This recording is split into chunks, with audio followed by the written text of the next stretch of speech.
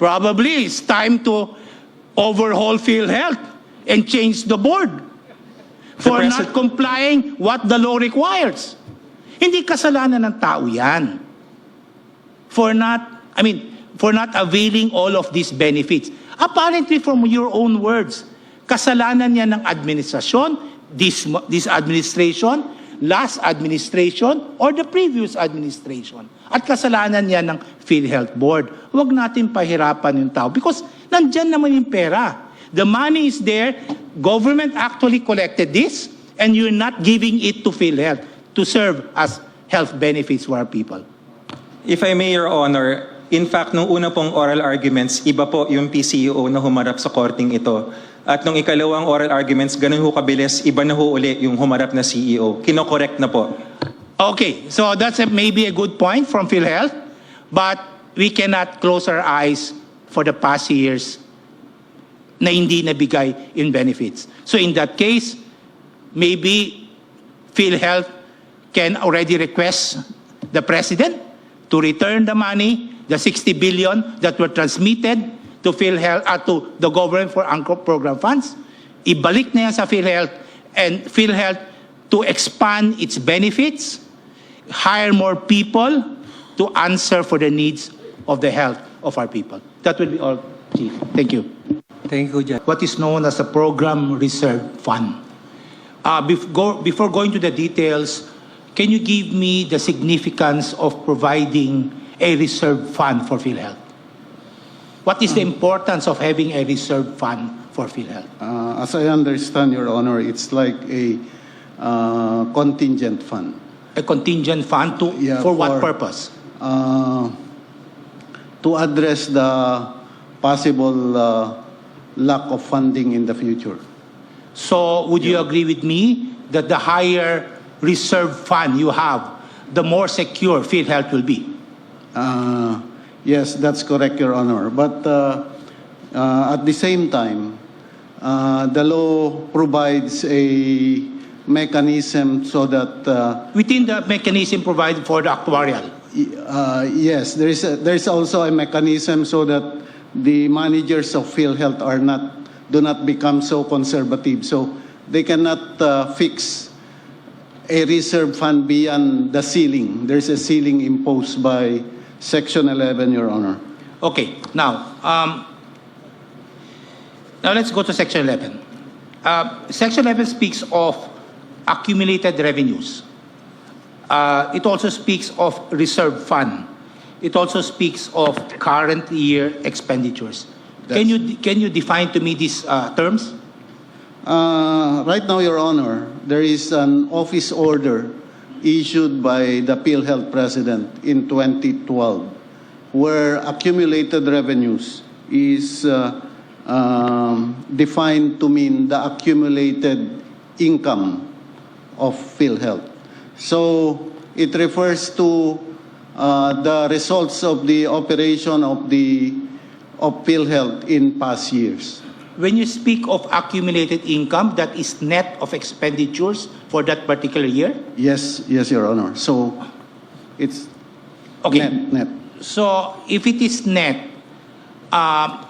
this Section 11 speaks of reserve fund to be taken from the accumulated revenues. And there's a formula under Section 11 wherein you determine the reserve fund.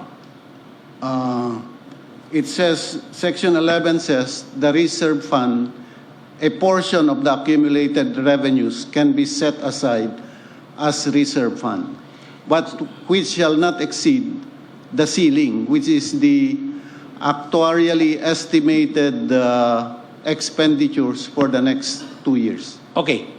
Is it possible that the reserve fund will exceed as computed by the actuarial formula more than the accumulated revenues?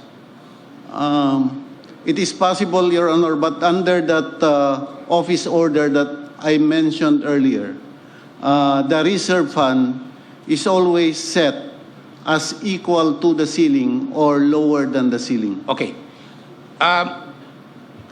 The reserve fund under Section 11 is by virtue of the Universal Health Care Act, you just passed in 2019. Are you saying that prior to 2019, there is no concept of reserve fund by PhilHealth? No, there is already a concept, Your Honor. The concept of reserve fund was actually taken from the Universal Health Insurance Act, which was passed earlier. I think that was in 1995. Okay. Now, Yes, 1995.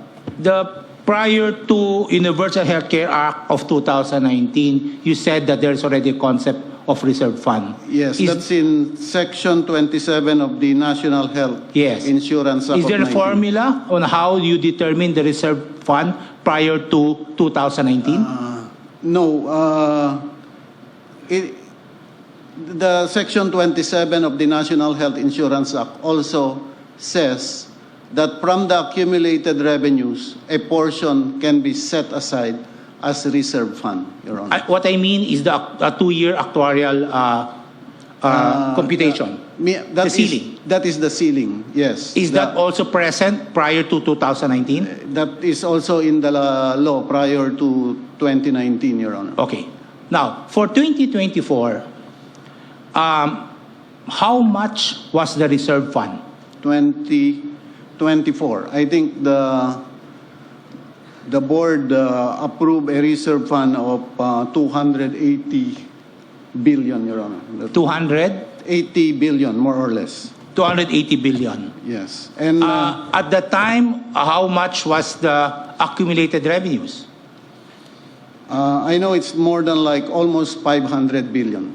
The accumulated revenues. Yes, Your Honor. Is this 500 billion net of the reserve fund already? Is this net of the reserve fund? The 500 billion revenue? No, Yes. no, Your Honor. So, so- the total accumulated revenue was around 500 billion.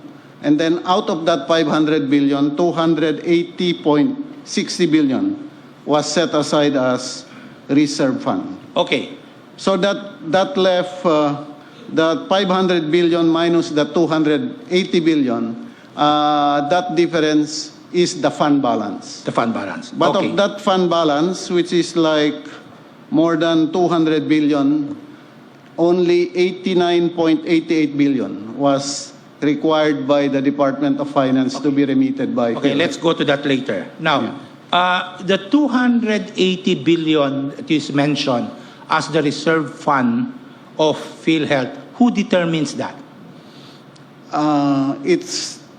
It's determined by the PhilHealth board, of course, but there is a recommendation from management, Your Honors. Meaning, management probably The statements of PhilHealth coming from the national government, and correspondingly the accounting systems of PhilHealth can track the beneficiaries, the indirect contributor beneficiaries, where these subsidies must be used for. And we simply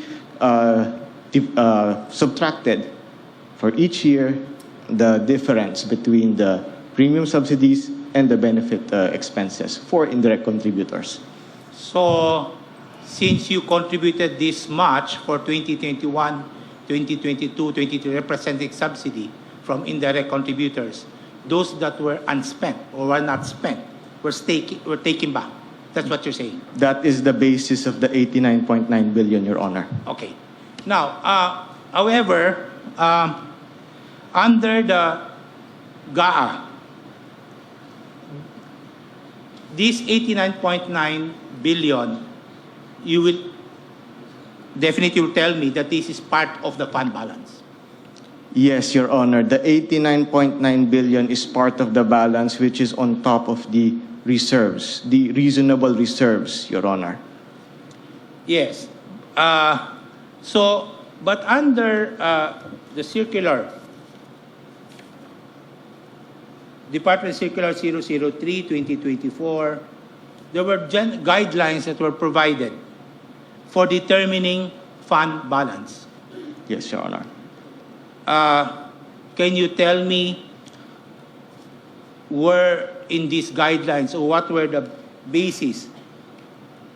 Because in determining fund balance, It's said here in 4.3, the reasonable level of reserve fund shall be computed by the DOF on a case-by-case basis, considering the following factors.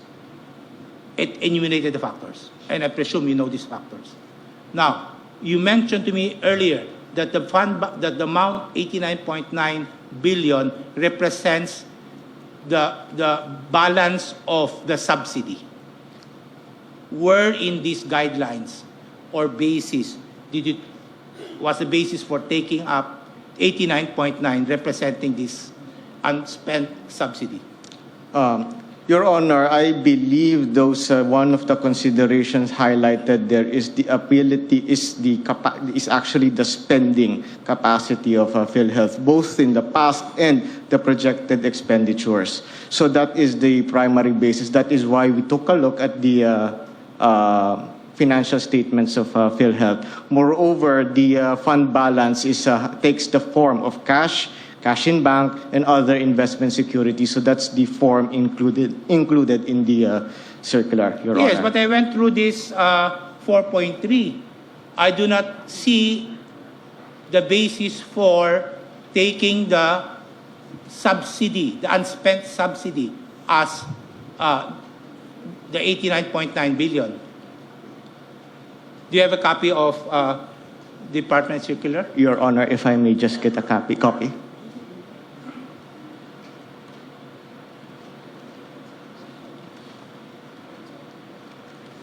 Sir, if I may, Your Honor. Go ahead. Letter A of 4.3 states here, historical performance, including the absorptive capacity, which presents the actual financial performance versus the approved budget, regular and recurring operating expenses, including non-cash expenses, the legal claims and obligations, etc. Unutilized, and number K, unutilized subsidies and fund transfers for programs and projects, Your Honor. So, by taking the unspent subsidy, you're referring to A and B? Okay. So, the unutilized subsidy specifically is in K, 4.3K, Your Honor. 4.3K? Yes. Okay. So it refers to when you took the 89 point, when DFS requested the 89.9, it represents the unutilized subsidies. Yes, Your Honor. When you speak of subsidies that were given to PhilHealth on 2021, 22, and 2023, why do you consider that unutilized? Because PhilHealth is a going concern. And in fact, I understand for 2025, no subsidy was allotted to PhilHealth. So why would you consider it to be unutilized subsidy? Yes, Your Honor, if I may. Number one, for the past years, even for the years 2021, 2022, and 2023, PhilHealth consistently receives premium subsidies in the GAA. It was the case in 2024. They were allocated about 40 billion in the 2024 GAA. And in 2025, the executive proposed, I think, in the NEF of about 80 billion in subsidies. So the reason, Your Honor, is because consistently the government, when DOF computed or evaluated the fund balance, the national government has demonstrated the capacity, the willingness to continuously provide subsidies to PhilHealth. And of course, the mechanism in Section 37, the last paragraph, says that the DOH and PhilHealth can provide the necessaries, can request the subsidies to help it achieve the goals of the Universal Healthcare Act. So it's a continuous flow, Your Honor. Yes, precisely. So the fact that PhilHealth could not spend this amount for benefits and the national government will take this amount to fund unprogrammed expenditures, the fault is on PhilHealth for not spending this. It is not for the government to take this away and for PhilHealth to expand its programs so that the subsidies that were allocated by government for healthcare should not be taken away. Instead of directing the DOF, the national government, directing PhilHealth, oy PhilHealth, gastusin niyo ito para sa taong bayan, kinuha ninyo at binigay sa iba. This is precisely the meat of this case. So, why is PhilHealth therefore not expanding their benefits and programs that would approximate the subsidies that were given to them to answer for the health benefits of our people? Your Honor, if I may.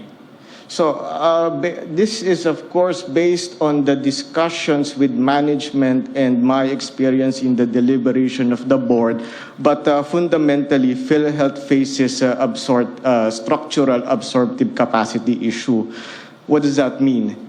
The benefits, expansion of benefits is only one part of the equation. To accomplish the objectives of the Universal Healthcare Act, we need, the national government also needs to address what we term as the supply side constraints, supply side issues. So ano po ba ito, Your Honor? So number one, the insufficiency of the compensation for our healthcare workers or healthcare professionals. Number two, hospitals, healthcare facilities.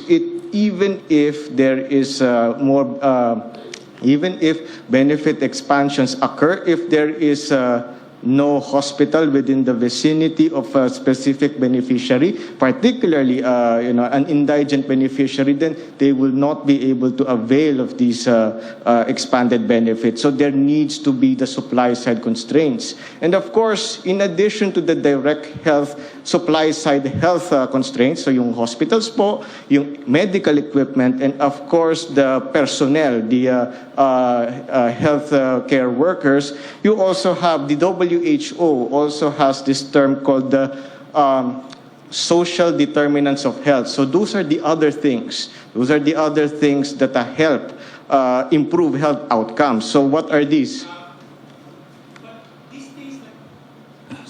These things that you mentioned, absorptive capacity, the supply side issues, this can also be addressed by government. You're getting money from PhilHealth and telling us that PhilHealth lacks absorptive capacity. But the reason why it lacks absorptive capacity because it doesn't get full support from government, not only addressing expanding benefit, but also supply side requirements. So you're just providing an excuse to get this money out of PhilHealth. No, when you speak of limitations in hospitals, I mean, you can inquire from our people, repeated complaints that they cannot even get PhilHealth benefits. And if they get PhilHealth benefits, it's so low that it cannot even cover substantially the amount expenses or medical expenses. So people will not understand the issue of absorptive capacity or supply side demand or requirements. So on the issue of why do you need to take this amount if the blame should be on PhilHealth because it could not provide for these benefits? Your Honor, if I may. So after the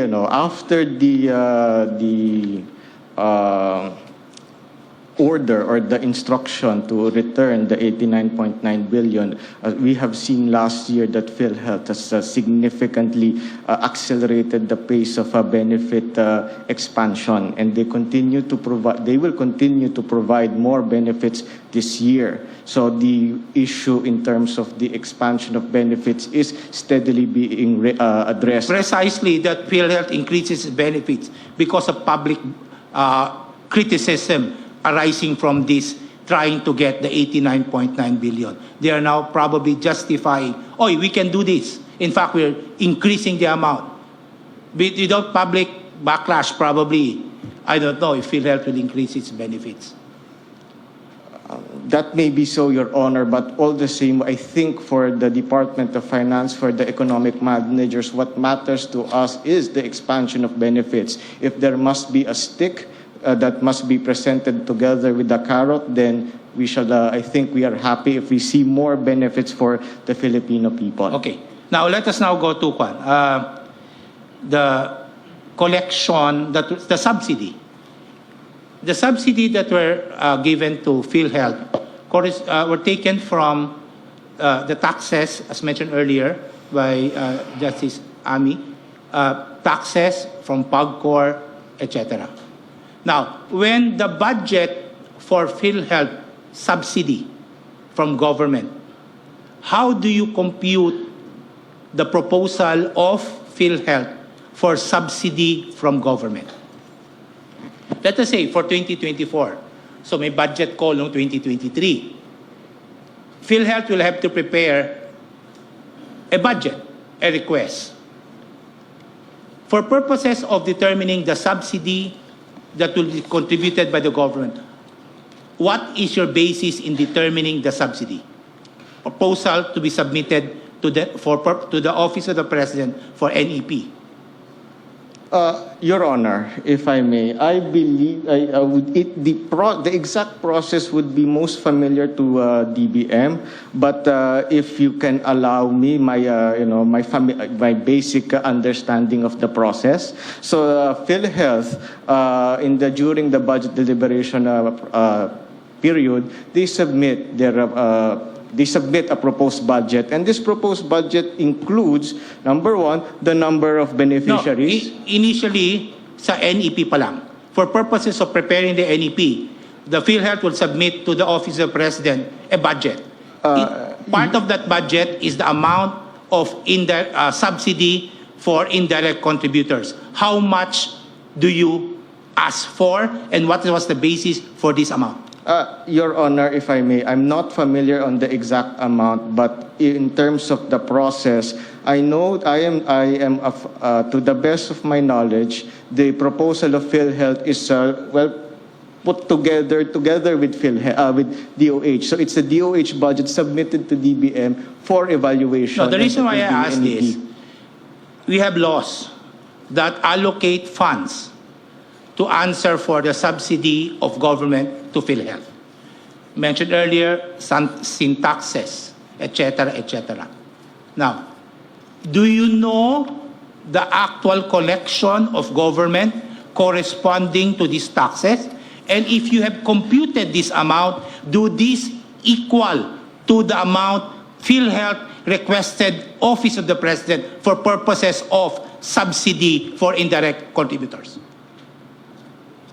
Your Honor, I do not have with me the exact certifications from the syntax I need to get an allocation. answer to this because this is in relation to the question of a special fund. Yung collection ng gobyerno sa mga taxes, PAGCOR, etc., for the year, ito rin ba ang hiningi ng PhilHealth sa Office ng President para doon sa subsidy ng indirect contributors? For me, it should be the same amount. I believe our colleagues from PhilHealth or probably DOH would be in a better position to answer this on the exact amounts, Your Honor.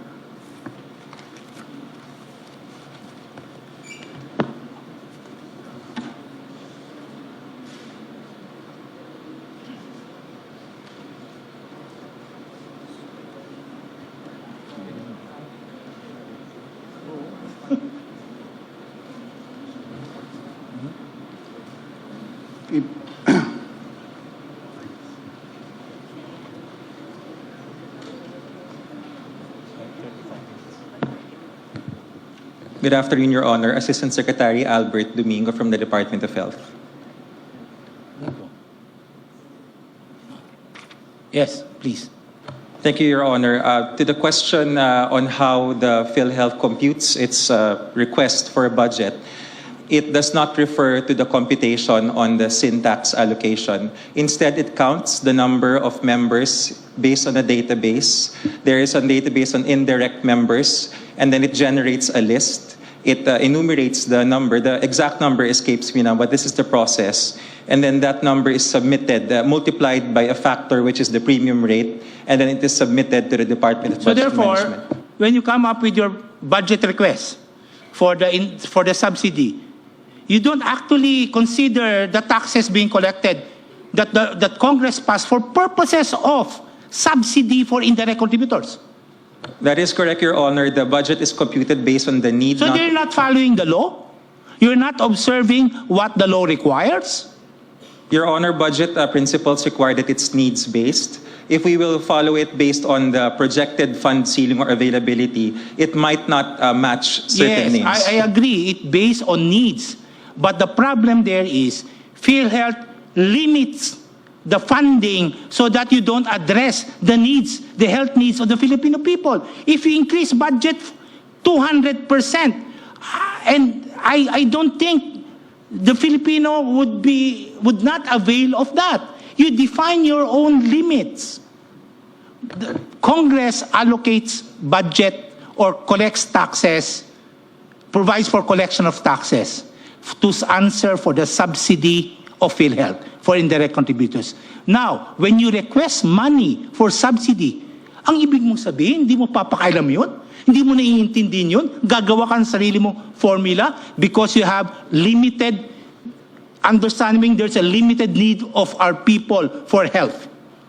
Your Honor, the current administration agrees with your observation, which is why this particular case under litigation has been the signal it has been using to increase the benefits. Ang tagal na po, 10 So taon. therefore, if the current administration recognize that, very thank you. And therefore, they should bring back the money back to PhilHealth. Your Honor, the reason why the administration recognized it because for the longest time, the corporation has thought it will always get money because of the guarantee of the syntax. Oh, precisely, whatever it would be. Whatever is that. As long as the government recognizes now, it is now incumbent on the part of the government to return the 60 billion that was transmitted already because it recognized now. Hindi lang na-recognize probably before, ngayon na-recognize na. So therefore, when you recognize it, you should return it. What do you think? Your Honor, if it pleases the court, Section 58, the sovereign guarantee, even without this maneuver of the 89.9, government can and always will increase the benefits. But the signal, Your Honor, if it pleases the court, that this litigation gave is a strong signal for it to do so. So the people should now be satisfied by a strong signal from the administration. Your Honor, it's not necessarily the administration. It is the fact that the reserves, the amounts... You said the government. Yes, sir. Yes, sir. So a strong signal from the government to help PhilHealth and expand benefit should now be enough for our people to rely on. This is the start, Your Honor. If the case is allowed to proceed, if the transfer is allowed to proceed, it is a use it or lose it signal, which all national government agencies have, so that we will use our funds. GOCCs like PhilHealth do not have that signal, and they think, at least before the current CEO or the current administration, they think that just because there is an earmark, whether hard or soft, that they will get the money, and there is no stimulus for them to actually increase the benefits. When you prepare this budget of yours for subsidy, why did you not consider the collection made by government, by BIR, on the sin taxes? What was the reason behind that? Your Honor, mathematically, it's the premium rate. The way that the premium rate is determined, unfortunately, is not actuarially fair. It is not based on the spread of benefits that is due the Filipino people. Kulang po talaga yung binabayad ng PhilHealth. 10% lamang po in 2024. Kaya dapat po talaga taasan. And mathematically, the only way to do this is to increase the benefit packages, which we are doing now. But the government collected taxes already, representing supposedly the subsidy. Why would government not transmit everything to PhilHealth as originally intended? That is correct, Your Honor. Unfortunately, the receptacle to which this money can be transmitted cannot handle the amount of money because it's too small. So if it is correct, And the reason why it was not transmitted because of administrative matters or hindrances. You agree that this should go to PhilHealth. It's a matter of spending it. So therefore, when government merely allocated this amount, probably substantially lower from the taxes that were collected, all of the balance should be given to PhilHealth this year and prior years. It's just a matter of administrative absorption. Hindi lang kaya gastusin ng PhilHealth. Kung hindi kaya gastusin ng PhilHealth, ibigay sa PhilHealth at utusan ng PhilHealth, oy, taasan ninyo ang benefits nyo. Hoy, mag-hire kayo ng mga tao ninyo para magastos ito para sa health ng ating tao. Your Honor, if I may, 3 presidente na po ng Republika ang dumaan simula noong 2013 hanggang 2023. At siguro mahigit 10 mga presidente ng korporasyon. Ganun po lagi ang utos pero hindi po nangyayari until now. Probably it's time to overhaul PhilHealth and change the board for not complying what the law requires. Hindi kasalanan ng tao yan. For not availing all of these benefits. Apparently from your own words, kasalanan niya ng administrasyon, this administration, last administration, or the previous administration. At kasalanan niya ng PhilHealth Board. Huwag natin pahirapan yung tao because nandyan naman yung pera. The money is there, government actually collected this, and you're not giving it to PhilHealth to serve as health benefits for our people. If I may, Your Honor, in fact, nung una pong oral arguments, iba po yung PCEO na humarap sa korting ito. At nung ikalawang oral arguments, ganun ho kabilis, iba na ho uli yung humarap na CEO. Kino-correct na po. Okay, so that's maybe a good point from PhilHealth, but we cannot close our eyes for the past years na hindi nabigay in benefits. So in that case, maybe PhilHealth can already request the President to return the money, the 60 billion that were transmitted to PhilHealth, to the government for anchor program funds. Ibalik na yan sa PhilHealth and PhilHealth to expand its benefits, hire more people to answer for the needs of the health of our people. That will be all, Chief. Thank you. Thank you, Judge.